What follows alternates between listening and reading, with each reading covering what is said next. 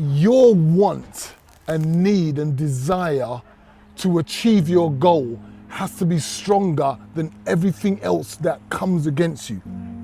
So what was happening, whatever was going on with me that was horrible, that made me uncomfortable, that I didn't like, and what you hear people say, oh, that's too hard. Everything that made me feel like that, I would envision my end goal. And I would realize that, are you gonna allow this to get in the way of the pleasure of reaching this goal? And every time I had that thought, I would keep going.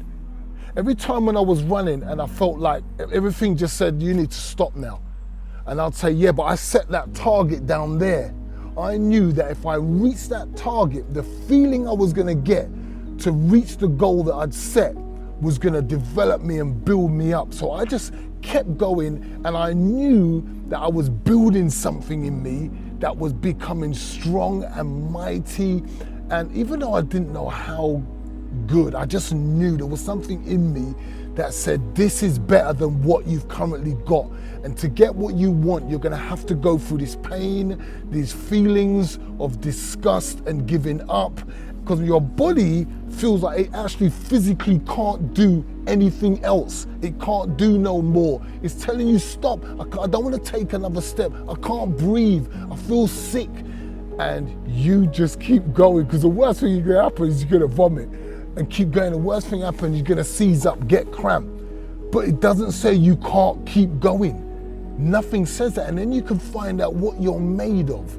And through these daily exercises, I was finding out that, wow, I got a lot of belief in me. Like, I can do this. And then every hurdle that I jumped over that said you can't do it made me a bit more stronger. So I was becoming stronger every day, and there was less weed, then there was less company or being around the guys that kept me on the roads. And my very spirit and soul demanded that I be around guys with the same vision as mine. So my company started to expand. I began to be around other fighters. I met a guy named Cham Juf, CJ. The Wild African. He won the Southern Area title as a lightweight back in the 90s, the early 90s. Me and him became really close. So now I had somebody else away from my normal haunts. My best mate, Richie Craigie, Kevin, I had loads of guys that I was around. Mark Grant, who's we nicknamed Slider. These are the guys that I was kind of around, but I was affecting their lives because they saw me coming away from the roads and crime and saw me getting into boxing. So that was like whoa, what's going on here? And even though people on the roads, the word was like, well, how can you box, bro? You're a ganja baby. All you do is smoke weed, how can you box? Even though it was negative, I knew that my friends saw that belief that I was definitely gonna do this. And then when you invite them to my first fight, which was phenomenal, I got it on a CD somewhere. My first fight, crazy. Put me against this guy that was undefeated in 7 fights.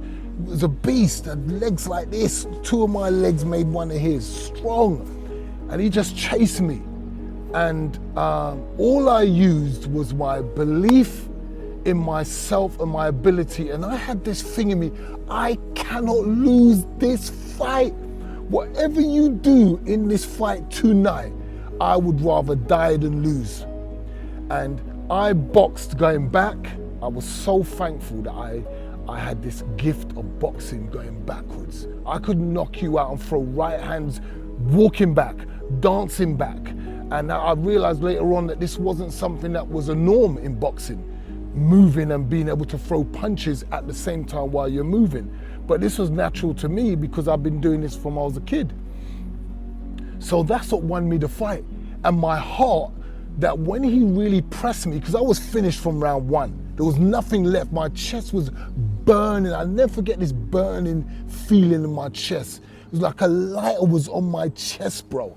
And it was round 1, and I remember my legs was doing all funny stuff, walking back to the corner.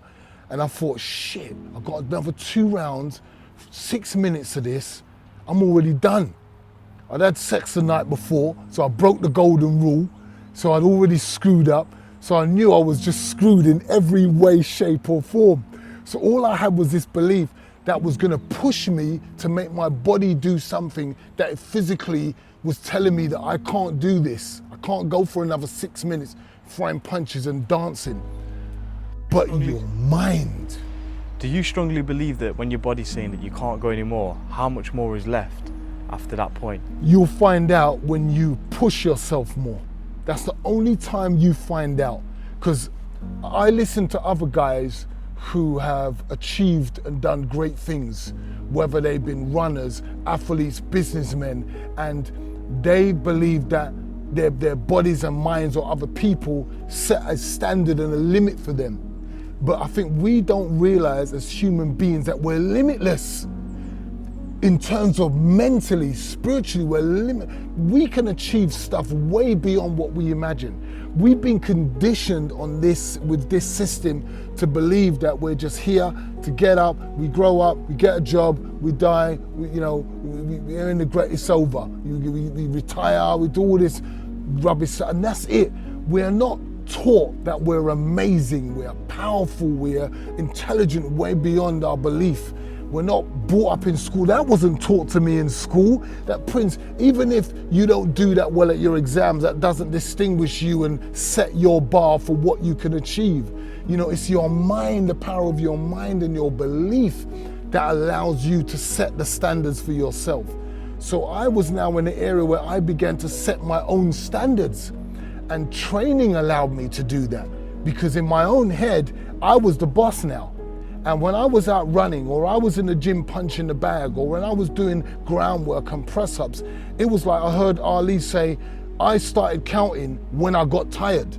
I started counting when I felt the pain. So the other stuff I'd done didn't count when I felt good.